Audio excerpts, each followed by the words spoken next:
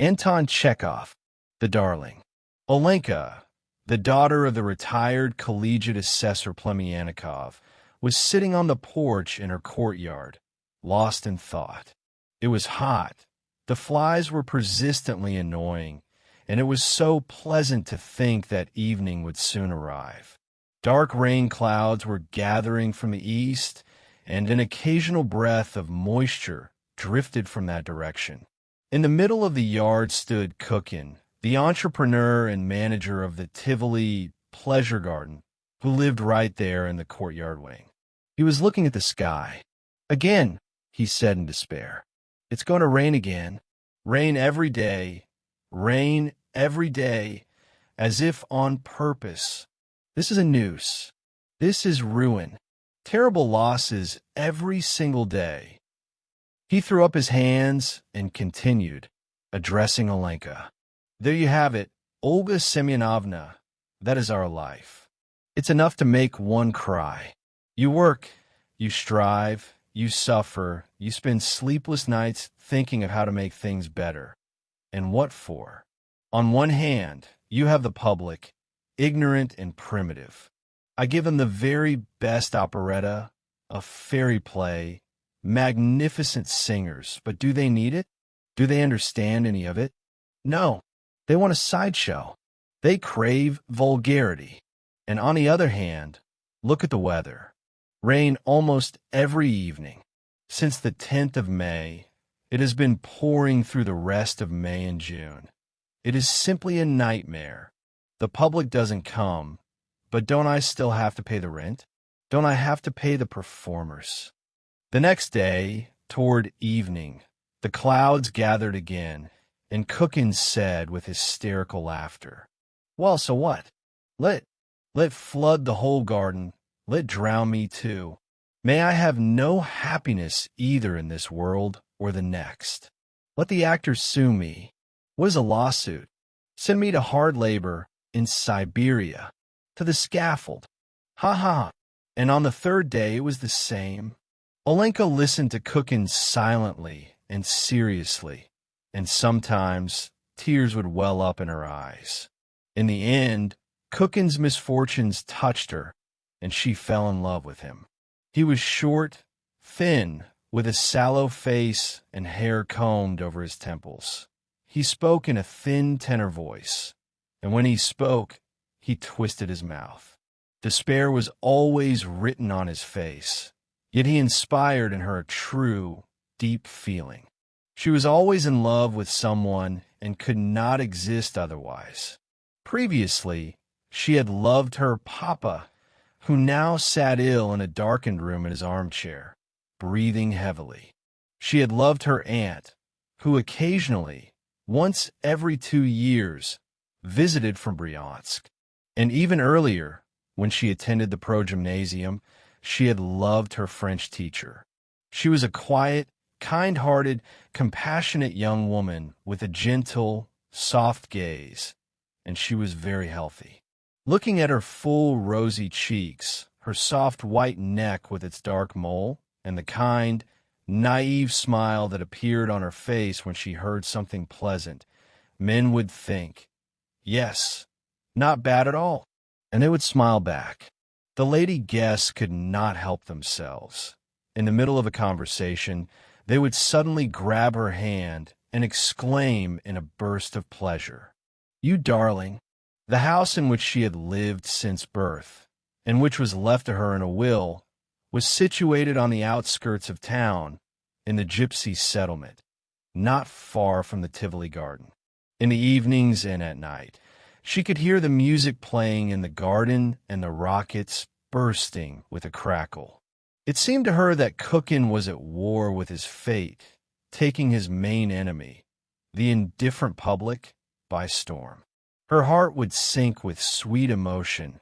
She had no desire to sleep, and when he returned home toward dawn, she would tap softly on her bedroom window. Showing him only her face and one shoulder through the curtains, she would smile affectionately. He proposed, and they were married. And when he finally had a good look at her neck and her full, healthy shoulders, He threw up his hands and exclaimed, "You darling!" He was happy, but since it rained on their wedding day and throughout the following night, the expression of despair never left his face. After the wedding, they lived well. She sat in his box office, looked after the order of the garden, recorded expenses, and paid out wages. Her rosy cheeks and her sweet, naive, radiant smile flickered now in the box office window, now behind the scenes, and now at the buffet. And she was already telling her acquaintances that the most wonderful, most important, and most necessary thing in the world was the theater, and that one could only find true enjoyment and become educated and humane through the theater. "But does the public understand this?" she would say. "They want a sideshow. Yesterday we staged Faust Inside Out, and almost all the boxes were empty. Yet if Vanichka and I had put on some vulgarity, believe me, the theater would have been packed. Tomorrow, Vanichka and I are staging Orpheus in the underworld. Do come." And whatever Kukin said about the theater and actors, she repeated.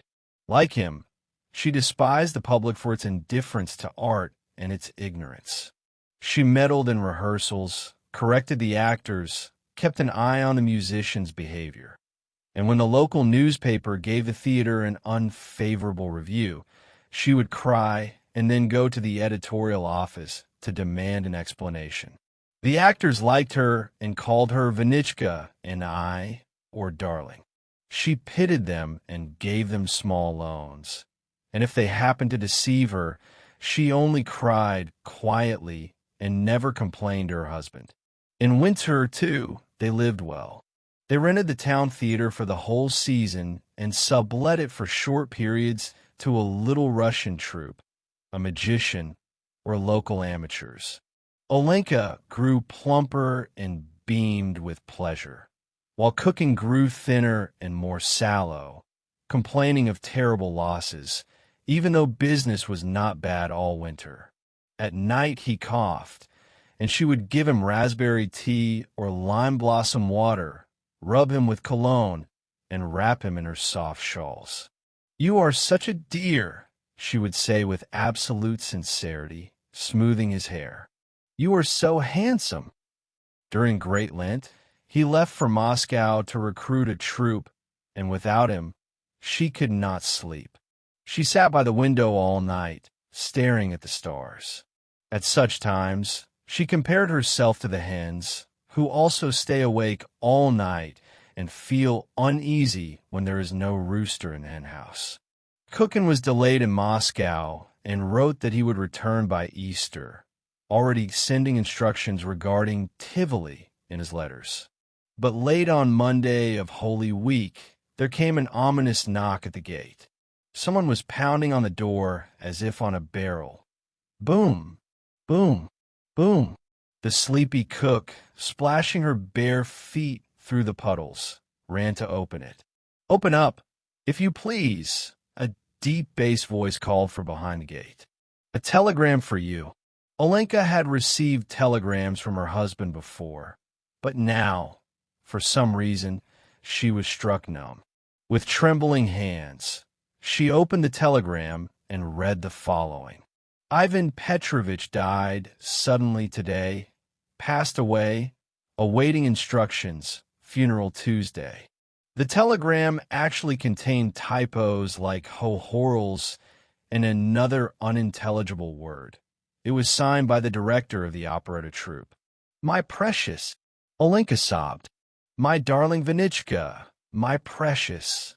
Why did I ever meet you? Why did I come to know and love you? To whom have you abandoned your poor Olenka, so poor and miserable?" Kukin was buried on Tuesday in Moscow at the Vagankovo cemetery. Olenka returned home on Wednesday, and as soon as she entered her room, she collapsed onto the bed and sobbed so loudly that she could be heard in the street and the neighboring yards. "The darling," the neighbors said, crossing themselves. "Olga Semyonovna, the darling. Poor soul, how she grieves." 3 months later, Olenka was returning from late mass, sad and dressed in deep mourning. It happened that one of her neighbors, Vasily Enrique Pustovalov, the manager of Merchant Babakayev's lumberyard, was walking home from church alongside her. He wore a straw hat and a white waistcoat with a gold chain, looking more like a landowner than a tradesman. "Everything has its own order, Olga Semyonovna," he said sedately, with sympathy in his voice. "If one of our neighbors passes away, it means it was God's will. In such cases, we must keep our wits about us and bear it with submission." Having seen Olenka to her gate, he said goodbye and walked on. For the rest of the day, his sedate voice rang in her ears, and as soon as she closed her eyes, his dark beard appeared before her. She liked him very much. Apparently, she made an impression on him too, because a little while later, an elderly lady she barely knew came over for coffee. No sooner had she sat down than she began to talk about Pustovalov, how he was a good, solid man, and that any bride would be happy to marry him. 3 days later, Pustovalov himself paid a visit. He stayed only 10 minutes and spoke little, but Olenka loved him so much that she did not sleep all night and burned as if in a fever. In the morning, she sent for the elderly lady. Soon she was engaged, and then came the wedding. Once married, Pustovalov and Olenka lived well. Usually, he stayed at the lumber yard until dinner, then went out on business, and Olenka took his place. She sat in the office until evening, writing out bills and dispatching goods. "Lumber is becoming 20% dearer every year now," she would tell customers and acquaintances. "Good heavens, we used to trade in local wood, but now Dushecka has to go every year to the Mogilev province for timber. And the freight rates," she would cry, covering both cheeks with her hands in horror. What rates? It seemed to her that she had been trading in lumber for ages and ages, that lumber was the most important and necessary thing in life. There was something dear and touching in the very sound of the words. Beam, log, plank, batten, lath, scantling, slab. At night, as she slept, she dreamed of whole mountains of boards and planks, and long, endless caravans of carts hauling timber far out of town. She dreamed that a whole regiment of 12 Arshin, 5 Urshak logs rose up and marched like an army against the lumber yard. She heard the hollow thud of dry wood as beams and slabs crashed together, falling and rising again, piling one upon the other. Olenka would scream in her sleep, and Pustovalov would say to her tenderly, "Olenka, what is the matter, my dear? Cross yourself." Whatever thoughts her husband had, she had them too. If he thought the room was too hot or that business had turned quiet, she thought the same. Her husband disliked all forms of entertainment and stayed home on holidays, and she did as well. "You're always at home or in the office," her acquaintances would say. "You should go to the theater, darling, or to the circus." "Dushecka and I have no time for theaters," she would answer sedately. "We are working people. We have no time for trifles. What good is there in those theaters, anyway?" On Saturdays, she and Pustovalov went to the evening service, and on holidays to early mass. Returning from church, they walked side by side, their faces filled with piety, both smelling of sweet scents, her silk dress rustling pleasantly. At home, they drank tea with fancy bread and various jams, followed by a meat pie. Every day at noon, the yard and the street outside the gate were filled with the savory aroma of borscht and roast mutton or duck, and on fast days, of fish. One could not pass the gate without feeling hungry. In the office, the samovar was always boiling, and customers were treated to tea and cracknels. Once a week, the couple went to the bathhouse and returned side by side, both with flushed, glowing faces. Nothing to complain about. We live well, Olenka would tell her friends. Thank God. May everyone live as happily as Dushecka and I. When Pustovalov went away to the Mogilev province for timber, she missed him terribly. She could not sleep at night and would weep. Sometimes, in the evenings, the regimental veterinarian, Smirnin, a young man who rented the wing of her house, would visit her. He would tell her stories or play cards with her, which distracted her. She found the stories of his own family life especially interesting. He was married and had a son, but had separated from his wife because she had been unfaithful. Now he hated her and sent her 40 rubles every month for the boy's support. Listening to this, Olenka would sigh, shaking her head, feeling truly sorry for him. Well, may the Lord preserve you, she would say, seeing him to the stairs with a candle. Thank you for keeping me company. May God give you health, Queen of Heaven. She expressed herself with the same sedate, deliberate manner she had learned from her husband. As the veterinarian disappeared through the door below, she would call out after him, "You know, Vladimir Plemyannikov, you should make peace with your wife. Forgive her, if only for the sake of your son. The little boy must surely understand it all." And when Pustovalov returned, she would tell him in a low voice about the veterinarian and his unhappy family life. Both would sigh, shake their heads, and talk about the boy, who likely missed his father. Then, by some strange turn of thought, they would both stand before the icons, bow to the ground, and pray that God would send them children of their own. And so the Pustovalovs lived, quiet and peaceful, in love and perfect harmony for 6 years. But one winter, after drinking some hot tea in the office, Vasily Enrique went out without his hat to dispatch some lumber, caught a chill, and fell ill. He was treated by the best doctors, but the illness took its course, and he died after 4 months. Once again, Olenka was a widow. "To whom have you abandoned me, my precious?" she sobbed after the funeral. "How shall I live now without you? Oh, miserable and bitter is my life. Kind people, have pity on me, a poor orphan." She wore a black dress with weepers and gave up hats and gloves forever. She left the house rarely, only for church or to visit her husband's grave, living at home like a nun. Only after 6 months had passed did she take off the weepers and begin to open the shutters of her windows. Occasionally, she was seen in the mornings going to the market for provisions with her cook. But as to how she lived now and what went on inside her house, one could only guess. People guessed, for instance, because they saw her drinking tea with the veterinarian in her little garden while he read the newspaper aloud to her.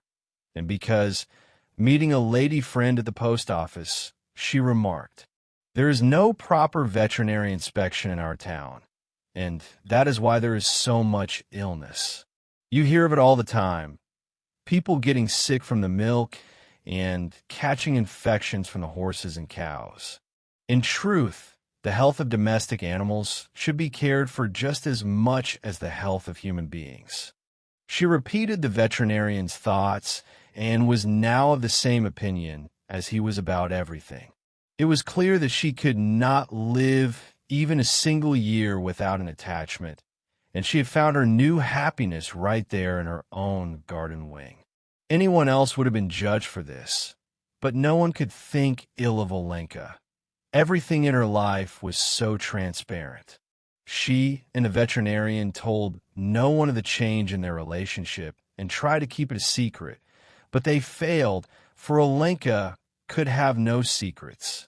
When guests came to see him, his fellow officers from the regiment, she would pour their tea or serve supper and begin to talk about the cattle plague, about pearl disease, or about the municipal slaughterhouses. He would become terribly embarrassed, and once the guest had left, he would catch her by the arm and hiss angrily. I've asked you before not to talk about things you don't understand. When we veterinarians are talking among ourselves, please do not interfere. It is frankly tedious. She would look at him with astonishment and alarm and ask, Volodika, what then am I to talk about? And with tears in her eyes, she would embrace him, begging him not to be angry, and they were both happy. However, this happiness did not last long. The veterinarian left with his regiment, left forever, as the regiment was transferred somewhere very far away, almost to Siberia, and Olenka was left alone. Now she was truly, completely alone. Her father had died long ago, and his armchair lay in the attic, covered in dust, missing one leg. She grew thin and lost her looks. Passers-by in the street no longer looked at her as they used to or smiled at her.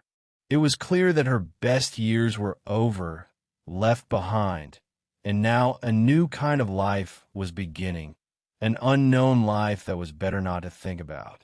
In the evenings, Olenka sat on her porch, and she could hear the music playing in the Tivoli and the rockets bursting, but this no longer stirred any thoughts.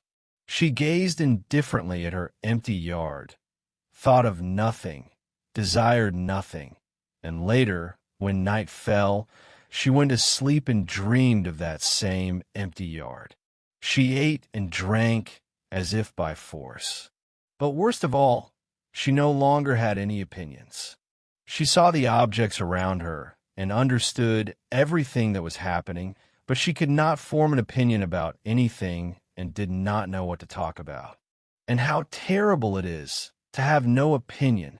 You see, for example, a bottle standing there, or it starts to rain, or a peasant drives by in a wagon.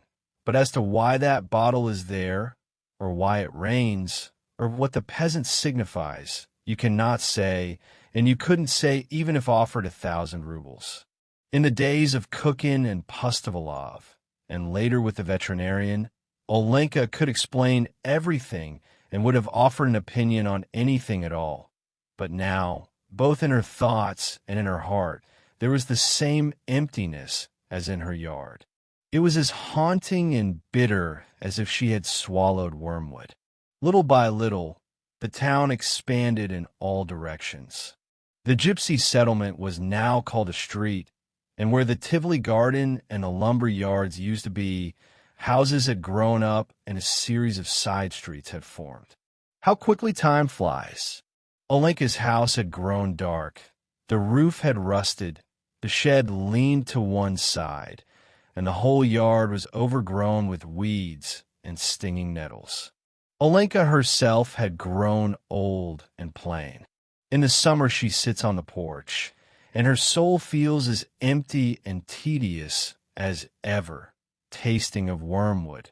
In the winter she sits by the window and stares at the snow.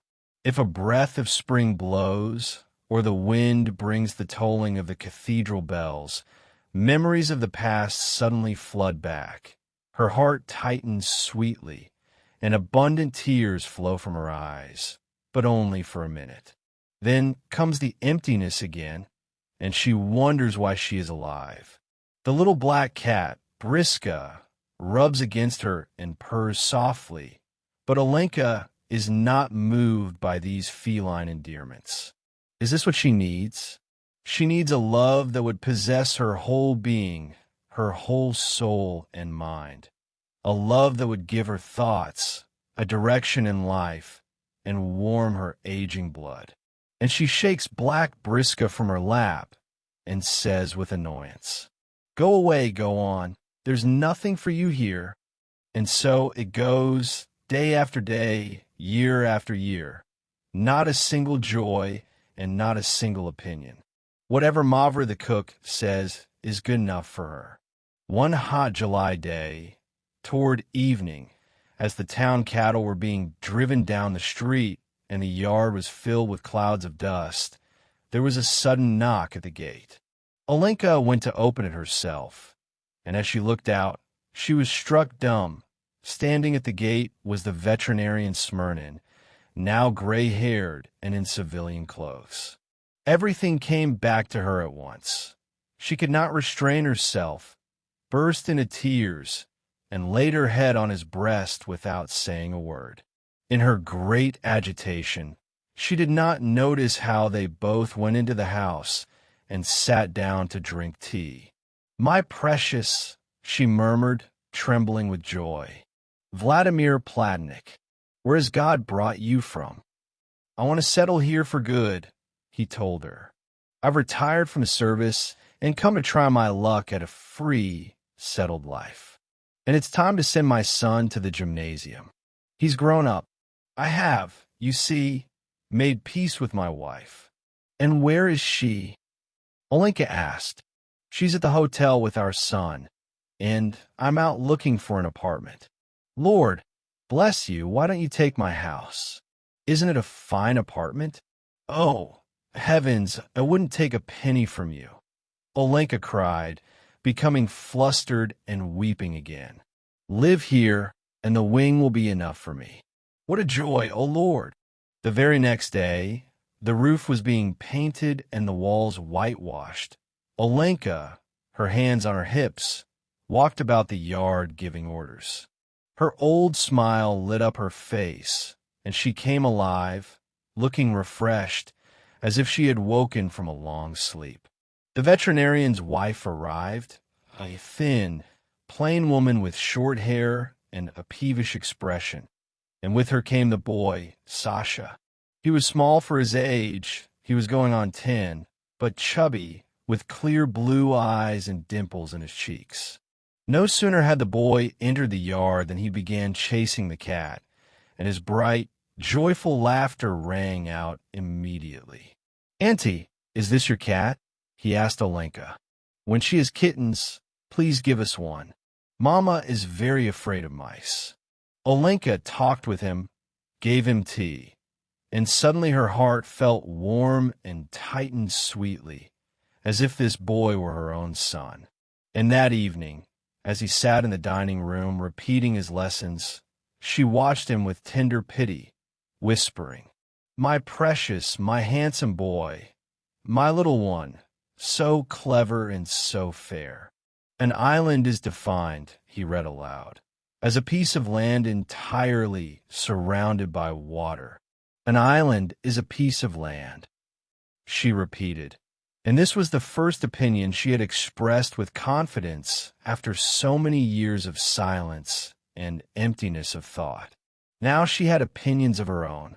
At supper, she talked with Sasha's parents about how difficult it had become for children to study at the gymnasium, but that a classical education was still better than a practical one, because from the gymnasium, every path was open. One could become a doctor or an engineer. Sasha began attending the gymnasium. His mother went away to Kharkov to visit her sister and did not return. His father went out every day to inspect cattle and sometimes stayed away for 3 days at a time. It seemed to Olenka that Sasha was completely neglected, that he was unwanted in the house and starving. So she moved him into the wing with her and settled him in a little room there. 6 months have passed since Sasha began living in her wing. Every morning, Olenka enters his room. He is fast asleep, his hand tucked under his cheek, breathing silently. She is sorry to wake him. "Sashenka," she says sadly, "wake up, my precious. It's time for school." He gets up, dresses, says his prayers, and sits down to tea. He drinks 3 glasses of tea and eats 2 large cracknels and half a loaf of French bread with butter. He is not yet fully awake and is therefore out of sorts. "Sashenka, you haven't learned that fable very well," Olenka says, looking at him as if she were seeing him off on a long journey. "You are such a worry to me. Do try, my dear, and study. Mind your teachers. Oh, please leave me alone," Sasha says. Then he walks down the street to the gymnasium a little boy in a large cap with a satchel on his back. Olenka follows him noiselessly. "Dushecka, eh?" she calls out. He looks back, and she stuffs a date or a caramel into his hand. When they turn to the side street where the gymnasium stands, he feels ashamed of being followed by a tall, stout woman. He looks back and says, "You go home now, Auntie. I can walk the rest of the way myself." She stops and watches him until he disappears into the gymnasium entrance. Oh, how she loves him! Of all her past attachments, not one had been so deep. Never before had her soul surrendered so unconditionally, so selflessly, and with such joy as now, when her maternal feelings were glowing ever more brightly. For this boy who was not her own, for the dimples in his cheeks, and for his cap, she would have given her whole life, given it with joy and tears of devotion. Why? Who knows why? Having seen Sasha off to school, she returns home quietly, so content, so peaceful, so full of love. Her face, which has grown younger in the last 6 months, beams with a radiant smile. People who meet her feel a sense of pleasure and say, "Good morning, darling. How are you today, Olga Semyonovna?" It has become so hard to study at the gymnasium nowadays, she tells people at the market. No joke. Yesterday in the first class, they were assigned a fable to learn by heart, a Latin translation, and a math problem. How is a little boy to manage all that? And she begins to talk about the teachers, the lessons, and the textbooks, saying exactly what Sasha says about them. At 3 o'clock, they have dinner together. In the evening, they do his homework together and cry over it. Tucking him into bed, she makes the sign of the cross over him for a long time and whispers a prayer. Then, as she falls asleep, she dreams of that far-off, misty future when Sasha, having finished his studies, will become a doctor or an engineer, will have a large house of his own, horses, a carriage, will marry and have children. She falls asleep thinking of the same things, and tears trickle down her cheeks from her closed eyes. And the little black cat lies at her side, purring. Murmur. Suddenly, a loud knock at the gate. Olenka wakes up, breathless with fear. Her heart pounds. Half a minute passes, and there is another knock. It's a telegram from Kharkov. She thinks, her whole body beginning to tremble. His mother wants Sasha in Kharkov. Oh, Lord! She is in despair. Her head, her feet, and her hands turn cold. She feels she is the most miserable person in the whole world. But another minute passes, and voices are heard. It is the veterinarian returning home from his club. Well, thank God, she thinks. The weight gradually lifts from her heart, and she feels light again. She lies down and thinks of Sasha, who is fast asleep in the next room, occasionally muttering in his sleep. "I'll give it to you. Get out. Don't you fight.